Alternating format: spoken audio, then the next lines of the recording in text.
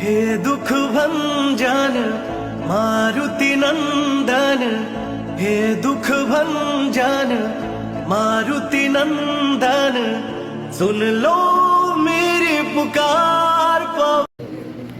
नवरात्रि को प्रारंभ कर चुके हैं। नवरात्रि हम क्यों मनाते हैं? नवरात्रि मनाने का क्या महत्व है और नवरात्रि में किस तरह से हमें अपने जीवन की व्यवस्था को रखना चाहिए। नवरात्रि आप श्रीमद् रामचरितमानस में राम जन्म से लेकर के बाल्यकाल, विद्याध्ययन, धनुर्विद्याध्ययन एवं किशोर अवस्था में जब योग्यता भगवान ने प्राप्त कर ली तो विश्वामित्र ने अपने आश्रम ले गए। ताड़कावध सीता का विवाह, उन्होंने सीता से विवाह किया धनुर तोड़कर। परशुराम के अहंकार और मद को नष्ट कर दिया और वो वापस अयोध्या जब लौटे तो अयोध्या जब लौटे वहां पर कुछ काल रहे और कुछ काल रहते ही जब उनका युवराज पद पर उनका अभिषेक करना था, ये बात कैकेयी ने जब सुनी तो उसको बड़ा बुरा लगा और उसके मन में ये अहंकार आ गया कि मेरे पुत्र को तो यह सभी सुखों से वंचित कर देंगे। और उनके एक मंत्रा नाम की दासी थी, उन्होंने उसको ऐसा प्रेरणा दी कि कल राम अभिषेक होने जा रहा है, राज अभिषेक होने जा रहा है राज्य का। तो उन्होंने दशरथ को बुलाया और उनसे वचन मांगे और उनसे कहा कि राम को 14 वर्ष का वनवास दिया जाए और भरत को राजगद्दी दी जाए। दशरथ जी ने बहुत समझाया पर उसको समझ में नहीं आई, क्योंकि कुबुद्धि कभी कभी मनुष्य की व्यवस्था को खराब कर देती है। लेकिन ऐसा नहीं था। सरस्वती देवी ने ही उनकी बुद्धि को इस तरह से प्रेरित किया कि राम को बन जाने के लिए उन्होंने संकल्प ले लिया और इस कारण संकल्प लेकर के राजा दशरथ को बाध्य कर दिया। राजा दशरथ को बाध्य कर दिया और अंतर्गत राजा दशरथ की इच्छा नहीं होते हुए भी राम जी की इच्छा प्रबल थी, क्योंकि उनका जन्म और अवतार इसलिए हुआ था। और अंतर्गत उन्होंने राम बन जाने का निश्चय कर लिया। अपने माता पिता से भी आज्ञा ली, माँ कौशल्या से भी आज्ञा ली और वो वन को चले गए। निषाद के यहाँ ग्रह रहे और सरयू पार किया, गंगा पार करते हुए वो अपने जीवन में चले गया। तो दरअसल इस तरह से इनका हुआ और उसके बाद में सीता का हरण हो गया और सीता का रावण ले गया। रावण लेने के बाद में सीता को तलाशा गया, उससे सारे जितने भी वन क्षेत्र थे उन सभी क्षेत्रों में उनका निवास रहा और वहाँ के लोगों को उन्होंने ज्ञान प्राप्त किया। वैदिक ज्ञान भी दिया, धनुर्ज्ञान भी दिया, विद्या ज्ञान भी दिया, धातु ज्ञान जो भी इनको देना था सभी जगह देते चले गए। और अंतर्गत जब निश्चय किया तो वो बाली से मिले और सुग्रीव से मिले और सुग्रीव से मिलकर बाली जो अत्याचार कर रहे थे उनको सुनाया। तो राम जी ने संकल्प लिया कि भाई सुग्रीव को ऐसा अत्याचार नहीं होना चाहिए, उसको नष्ट कर देना चाहिए। और संकल्प लेकर के उन्होंने उसको बाली का वध कर दिया और उसके बाद अभिषेक सुग्रीव को दिया। राज्य अभिषेक सुग्रीव का किया और उसके बाद वो वास्तविक संकल्प था, उसको याद करो, सीता जी को ढूंढो। सीता जी को ढूंढा गए हनुमान जी ने सिंधु पार किया और वहां जाके पता के वापस आए, वापस आके सूचना दी। और फिर उसके बाद में क्या रहा? उसके बाद क्या रहा कि आप सीता जी को रुकना चाहिए, कैसे लाना चाहिए, विचार करने के बाद में उन्होंने संकल्प लिया और विचार करने के बाद में वो सभी वानर योद्ध जितने भी थे सारे वनवासी लोग सभी उस व्यवस्था के साथ चलती है समुद्र किनारे आ गए।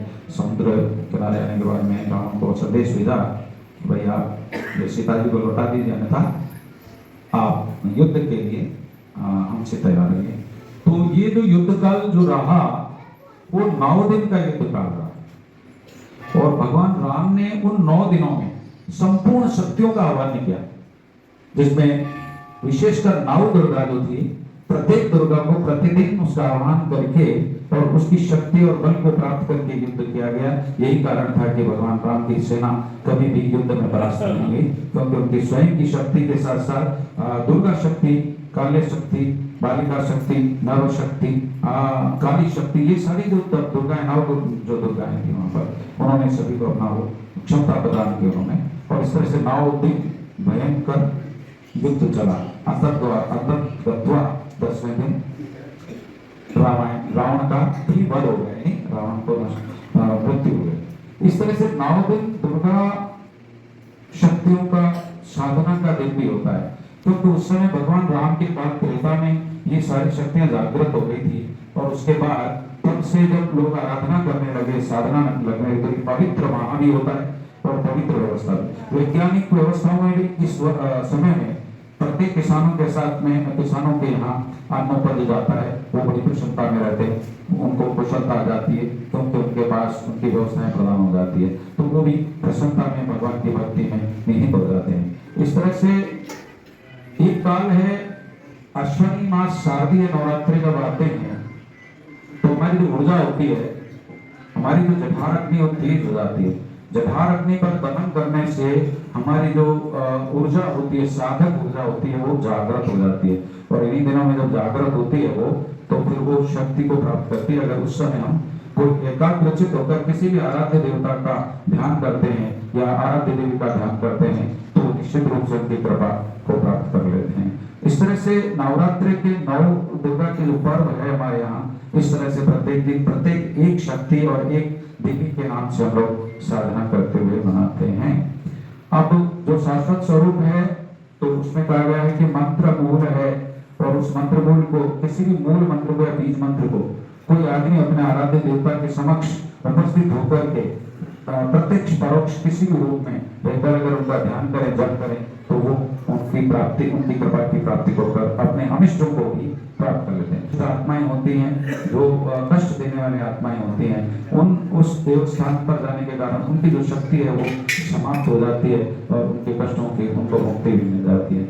इस तरह से हमारे ये नवरात्रि का पर्व हम इस प्रकार से आदिकाल से मनाते आ रहे हैं, और हम आगे भी लेकिन कई आदमी का अनुभव तभी संभव है जब वो उसको प्रत्यक्ष में करे, और प्रत्यक्ष करके प्रमाणित होकर के आप सब लोगों के समक्ष रखे। तो ये मेरी व्यक्तिगत व्यवस्था है जो मैंने आपको अवगत कराई। तो हर आदमी को अपने अपने इष्ट देवता के यहाँ, अपने गुरु स्थल या आश्रम या नदी तट पर जाकर या पर्वत शिखर पर जाकर भगवान देवताओं का आह्वान करते हुए अपनी आराधना करना चाहिए, भोजन करना चाहिए, नतमस्तक होना चाहिए। इस तरह से हमारा ये पर्व हम मनाते आ रहे हैं। और रावण का वध जब हो जाता है, तो उस समय हम विजयदशमी को भी मनाते हैं, और उसी के 20 दिवस में हम जब राम वापस लौटते हैं तो दीपावली मनाते हैं। ऐसी इस व्यवस्था हमारे यहाँ प्रदत्त की गई है। तो हम शाश्वत रूप से इसको मानते हैं और इस पर अमल करें। और दूसरी बात जहाँ तक है, ये मैंने आपको बताया, रहा आश्रम पर रहने वाले व्यक्ति जो भी हैं, पहले तो श्रद्धा और समर्पणता के साथ आश्रम से जुड़ रहे हैं। जो हम लोग यहाँ आए या रहने की जो इच्छा रखते हैं दर्शन मात्र से, तो वो अपनी एक मानसिक व्यवस्था को बिल्कुल एक संकल्पित करें कि हम भगवान गणपति के शरण में, और उनसे जुड़ गए। जब तक जुड़ेंगे नहीं, तब तक मतलब आत्मा से आत्मा का जुड़ाव, यानी आत्मा से परमात्मा का जुड़ाव नहीं होगा, तब तक हम उन व्यवस्थाओं को कभी भी नष्ट नहीं कर सकते जो पापात्मक व्यवस्था हमारे साथ है।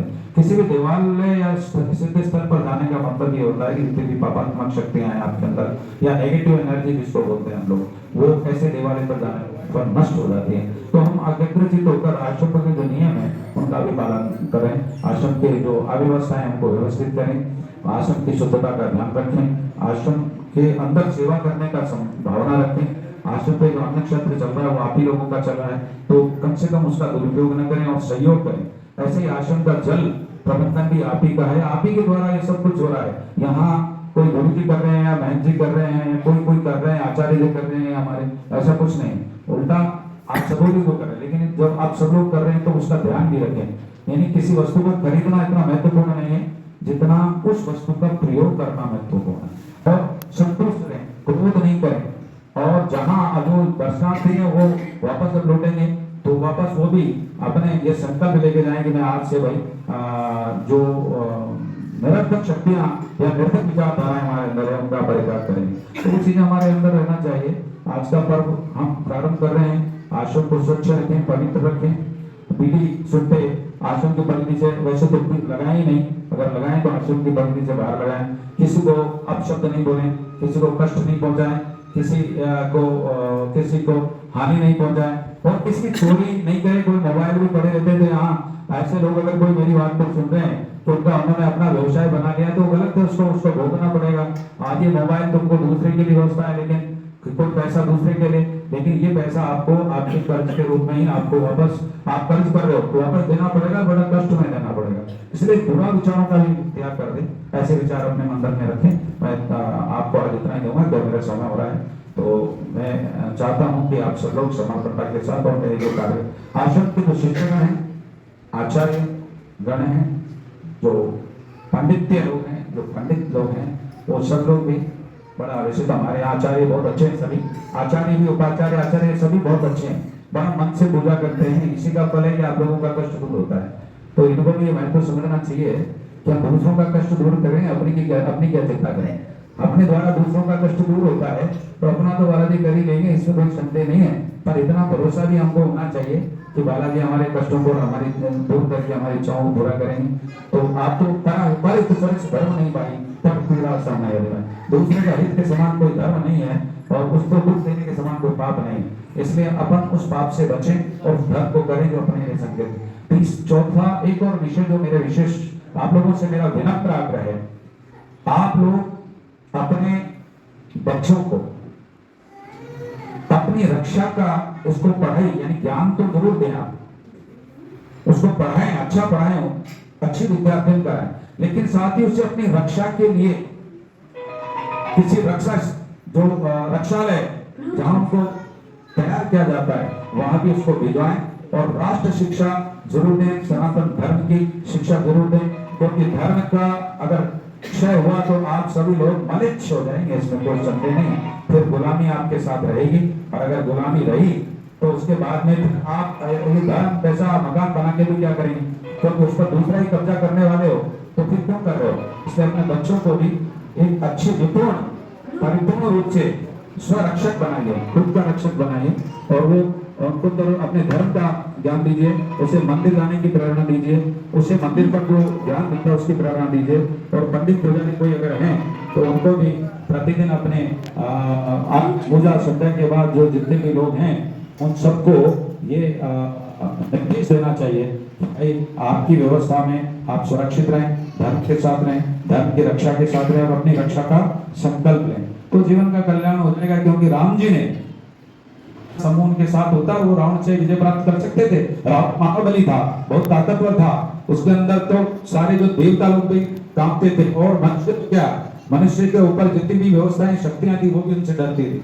लेकिन जब समूह संगठन होता है तो राम जी के बाद वानरों का संगठन था, आदिवासियों का संगठन था, जो आज लोग आप कहते हैं ना आदिवासियों का वो हो रहा है, उनको गलत, अरे राम जी ने उन्हीं के साथ विजय प्राप्त की है।